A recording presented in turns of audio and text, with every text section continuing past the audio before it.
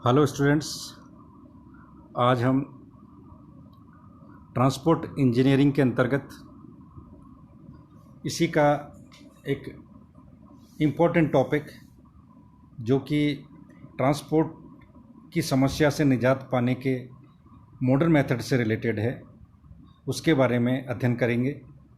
तो आज का हमारा जो टॉपिक जिसके ऊपर हम स्टडी करने वाले हैं उसका टाइटल है व्हीकल एंड क्रू शेड्यूलिंग, और इसका नंबर है सिलेबस के हिसाब से 7.2। और शुरुआत करने से पहले मैं एक बार आज की जो हमारी ट्रांसपोर्ट वाली प्रॉब्लम्स है, शहरों में पॉपुलेशन इंडेक्स बढ़ता जा रहा है, ट्रैफिक उसी हिसाब से बढ़ता जा रहा है, व्हीकल की संख्या डे बाय डे इंक्रीज़ होती जा रही है, तो उसी के साथ हमारे शहरों का अर्बनाइजेशन काफ़ी फास्ट गति से बढ़ता जा रहा है, और उसी अर्बनाइजेशन के साथ साथ हमारी ट्रांसपोर्ट की प्रॉब्लम्स काफ़ी ज़्यादा क्रिटिकल होती जा रही है। तो उसके बारे में ये मैं कुछ 2-4 लाइनों से शुरू करता हूँ अपना lecture. The impact of planning system in public transportation has been increasing as significant cost savings are possible if the available resources such as crew and vehicles are used efficiently। तो यहाँ पर जो रिसोर्सेस है हमारे पास, वो resources है transport, public transport को optimise करने के लिए जो रिसोर्स है हमारे पास क्रू एंड व्हीकल। तो क्रू क्या है? मास ऑफ व्हीकल्स जो कि रोड पे रन कर रहे हैं, और रन करने से जो ट्रैफिक सिचुएशन खड़ी हो रही है व्हीकल के साथ, उसको ऑप्टिमाइजेशन कैसे किया जाना है। द क्रू रिस्टोरिंग प्रॉब्लम, जी CRP, the crew restoring problem includes the long term crew planning where crew rosters are generated from crew shifts. तो ये प्लानिंग लॉन्ग टर्म होना ज़रूरी है, हमारा इन्वायरमेंट भी पोल्यूटेड हो रहा है। तो विकसित देशों ने इसके ऊपर काफ़ी कुछ अपना अनुसंधान कर लिया है, और इसके आधार पर उन्होंने अपने सिस्टम को काफ़ी अच्छा डेवलप कर लिया है। तो उसी आधार पर हम आज इस अध्ययन टॉपिक को जितना बेहतर हो सके अध्ययन करने की कोशिश करेंगे। तो क्रू शेड्यूलिंग के अंतर्गत ईच डेली व्हीकल शेड्यूल, प्रत्येक व्हीकल जो कि एक स्टार्ट होता है, दिन भर चलता है, अब भले वो पब्लिक ट्रांसपोर्ट के लिए हो, गुड्स ट्रांसपोर्ट के लिए हो, हमारे शहर में एक जगह से दूसरी जगह जा रहा है, तो each daily vehicle schedule known as vehicle block is defined as a bus journey starting as a depot। कोई भी व्हीकल एक अपने स्टार्टिंग पॉइंट से शुरू होता है और पूरी जर्नी करने के बाद वापस अपने स्टार्टिंग पॉइंट पर आता है। तो जो उसकी जर्नी पीरियड है, तो उसका जो शेड्यूलिंग है वो ऑप्टिमाइजेशन किया जाए तो काफ़ी कुछ इम्प्रूवमेंट हमारे सिस्टम में आ सकता है। And returning to the same और different one, in this study the crew scheduling stage of the planning process is considered for bus transportation। तो यहाँ पर मेनली हमने क्रू शेड्यूलिंग के अंतर्गत बस ट्रांसपोर्टेशन पे ज़्यादातर मैंने जो आर्टिकल देखे हैं उसमें ज़्यादातर जो हमारे अनुसंधान हुए हैं वो बस ट्रांसपोर्टेशन से रिलेटेड हुआ, क्योंकि बस मल्टीपल लोगों को लेके जा रही है और बस रोड को ज़्यादा कवर करती है, और मल्टीपल बसेज अगर किसी शहर में एक जगह से दूसरी जगह मूवमेंट कर रही हैं तो उसकी शेड्यूलिंग के हिसाब से हमें रूट को डिज़ाइन करना, रूट प्लानिंग करनी है, ये सारे पैरामीटर्स को स्टडी करना अत्यंत आवश्यक होता है। तो हमारा जो ये टॉपिक है, हमारे सिलेबस में ये जो टॉपिक इंक्लूड किए हुए हैं उनके बारे में एक बार विस्तार से बता देता हूँ।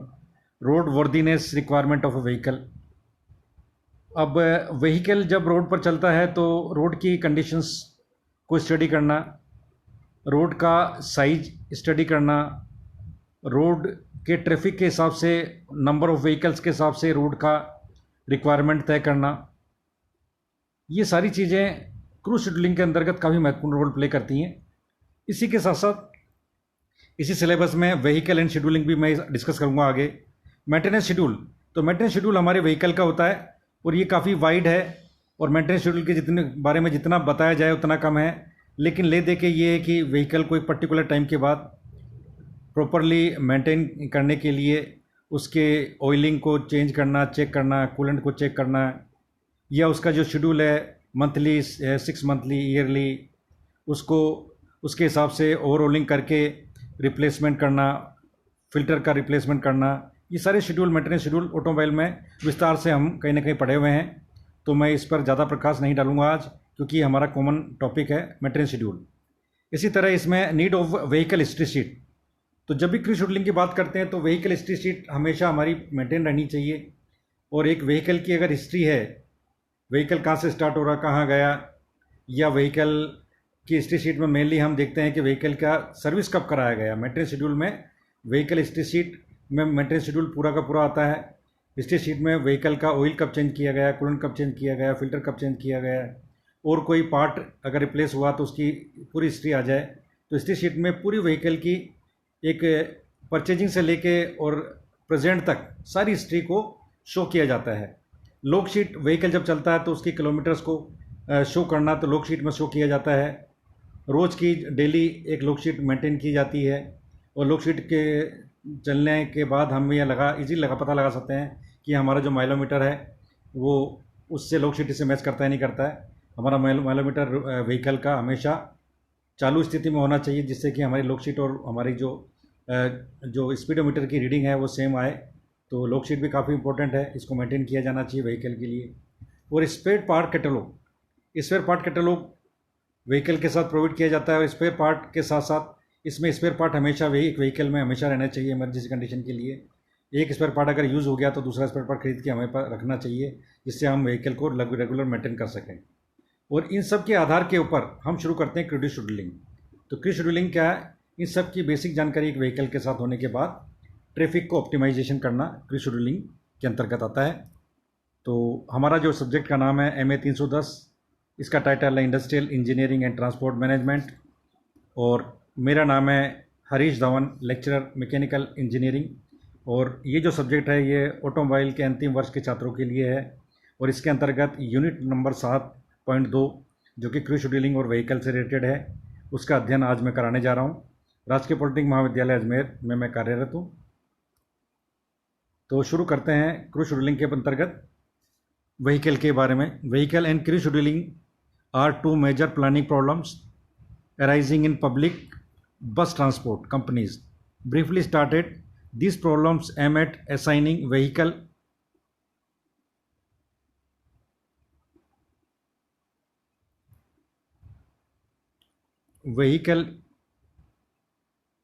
interests to schedule trips and crew interests to task resulting from the vehicle schedule. तो ये क्या करते हैं, ये जो शेड्यूलिंग है इसके अंतर्गत व्हीकल का पूरा कुछ सालों के अंदर क्या है, ऑपरेशंस रिसर्च, जो कि किसी व्हीकल या किसी भी प्रॉब्लम से रिलेटेड प्रॉब्लम को सोल्व करने को ऑपरेशंस रिसर्च के अंतर्गत आता है। तो ट्रांसपोर्ट की प्रॉब्लम को सोल्व करने के लिए, उसको ऑप्टिमाइजेशन करने के लिए क्रू शेड्यूलिंग एक इम्पोर्टेंट फैक्टर इसमें रोल प्ले करता है। तो ये इंट्रोडक्शन में ये सारी चीज़ें इसमें मेंशन की हुई हैं। और प्लानिंग प्रोसेस के अंदर पब्लिक ट्रांसपोर्ट की प्लानिंग प्रोसेस है, वो इसमें प्लान करना होता है हमें ट्रैफिक के अंतर्गत, रोड की रूटिंग का, बस की डिटेल का, बस के पैसेंजर्स का, कितने पैसेंजर्स उसमें हैं, किस ट्रैफिक कहाँ पर मैक्सिमम ट्रैफिक होता है, ट्रैफिक के हिसाब से प्लानिंग करना बस की सारी है ना। इसमें टाइम टेबलिंग भी सोल्व की जाती है टेबल के लिए। टास्क के हिसाब से इसमें प्रॉब्लम्स को डिसाइड किया जाता है डिफरेंट ऑपरेशंस में। तो ये एक डायग्राम है जिसमें कि प्लानिंग प्रोसेस को दिखा रखा है, और पब्लिक ट्रांसपोर्ट कंपनी का ये डायग्राम है।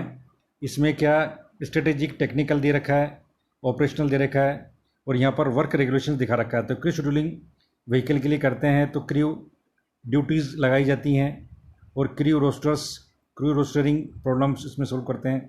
व्हीकल शेड्यूलिंग के लिए ये व्हीकल के ब्लॉक्स बनाए जाते हैं, टाइम टेबलिंग करते हैं, इसके लिए टाइम टेबल बनाया जाता है। प्लानिंग जो होती है हमारी, सबसे पहले मैट्रिक्स के अंदर नेटवर्क डिज़ाइन करते हैं हम ट्रांसपोर्ट के लिए, व्हीकल के लिए लाइन प्लानिंग करते हैं, लाइन नेटवर्क को शो करते हैं इसमें।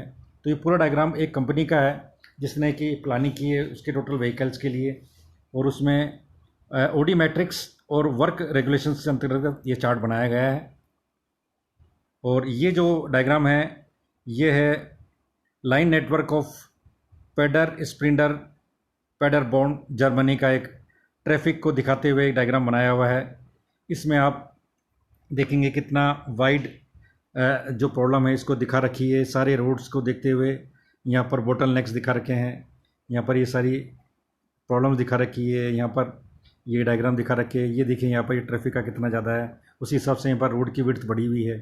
अगर ट्रैफिक ज़्यादा है तो रोड की विड्थ यहाँ पर जोनल स्टेशन पर इंक्रीज़ की हुई है, जहाँ पर ट्रैफिक कम है तो छोटे रोड पर यहाँ पर डिज़ाइन किया हुआ है। इतनी प्लानिंग हमारे यहाँ पर भी, हमारे देश में भी बड़े शहरों के लिए पॉसिबल हुई है। बड़े शहरों में भी आप देखेंगे तो बड़े रोड जहाँ पर ट्रैफिक ज़्यादा है तो रोड की चौड़ाई बढ़ाई जाती है, रोड को बेटर तरीके से पेवरीकरण किया जाता है। तो ये पूरा का पूरा जो डायग्राम है जर्मनी के एक किसी सिटी का है जिसको बोलते हैं पेडरबॉर्न, और उसका ये ट्रैफिक सिस्टम का डायग्राम इसमें शो किया हुआ है, जिससे कि ट्रैफिक का एनालिसिस कर सकें, हम शेड्यूल को दिखा सकें। जी यहाँ पर शेड्यूल से रिलेटेड है और यहाँ पर जी पूरा शेड्यूल को दिखा सका, तो एक सिंपल आइडिया हमें हो जाए, उसके अंतर्गत हम ये देख रहे हैं। फिर आता है व्हीकल शेड्यूलिंग। तो बस डिपोट के लिए व्हीकल शेड्यूलिंग करते हैं। डिपोट में है मैक्सिमम स्टोरेज कैपेसिटी। तो डिपोट क्या होता है? बस डिपोट मतलब जहाँ पर व्हीकल एक साथ खड़े होते हैं, या व्हीकल स्टार्ट होते हैं या एंड होते हैं, तो वहाँ पर व्हीकल स्टार्ट होता है, टर्मिनेट होते हैं, डेली शेड्यूल उनका डिपोट में बनाया जाता है। और इसके लिए हम each trip is assigned exactly once, each vehicle perform a feasible sequence of trips, each sequence starts and ends at the same depot and asset and operationals cost are eliminated. तो इसके अंतर्गत हम ये सारी चीज़ें देखते हैं। अब क्रू शेड्यूलिंग जो है वो हमारी कैसे करते हैं हम?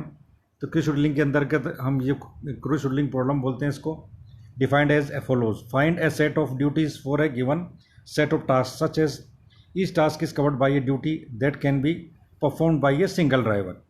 Each duty satisfy a wide variety of federal laws, safety regulations and collective in house agreements and labor costs are minimized.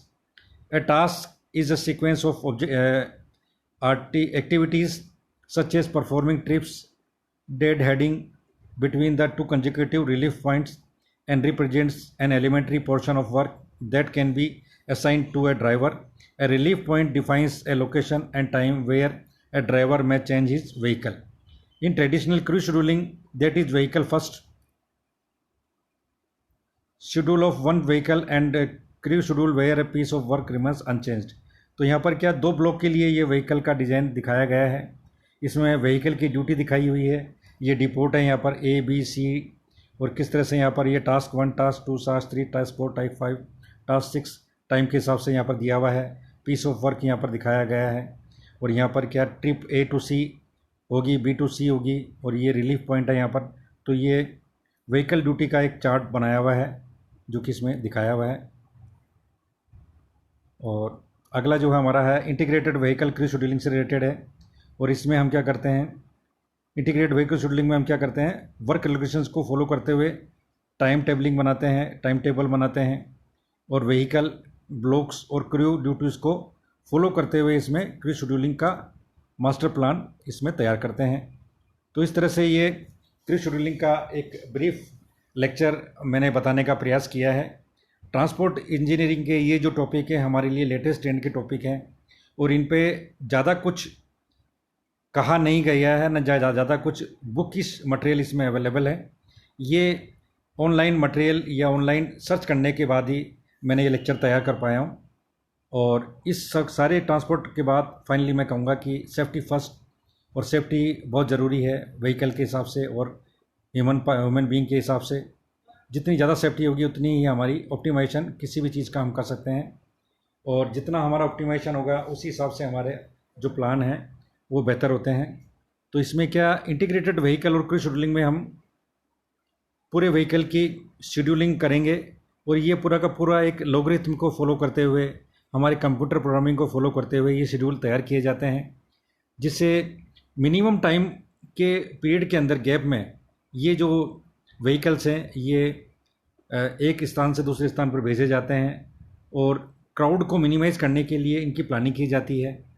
और टाइम जनरेट किया जाता है। आपने देखा होगा कि कितनी बार हमारे शहरों में सुबह के टाइम और शाम के टाइम मैक्सिमम क्राउड अवेलेबल रहती है, क्योंकि सुबह ऑफिस जाने का टाइम होता है, लोगों के निकलने का टाइम होता है, शाम को वापस घरों की ओर जाने का टाइम होता है। तो उस हिसाब से हमारे ट्रैफिक हैं, व्हीकल हैं, इनका भी स्टार्टिंग पॉइंट और एंड पॉइंट पर फाइनली आ जाते हैं। उसी हिसाब से इसकी प्लानिंग की जाती है। तो ये वाइड चार्ट्स इसमें बनाए जाते हैं, और ये शेड्यूलिंग जितनी बेहतर होगी उतना ही हम हमारे जो सिटी के ट्रांसपोर्ट व्हीकल्स को ऑप्टिमाइज़ कर सकते हैं, उनको मेंटेन कर सकते हैं, उनको टाइम से ओवरऑल कर सकते हैं, हमारे बहुत सारी जो पोल्यूशन उसको मिनिमाइज कर सकते हैं। ये सारी चीज़ें इस क्रिकेट शेड्यूलिंग के अंतर्गत आती है।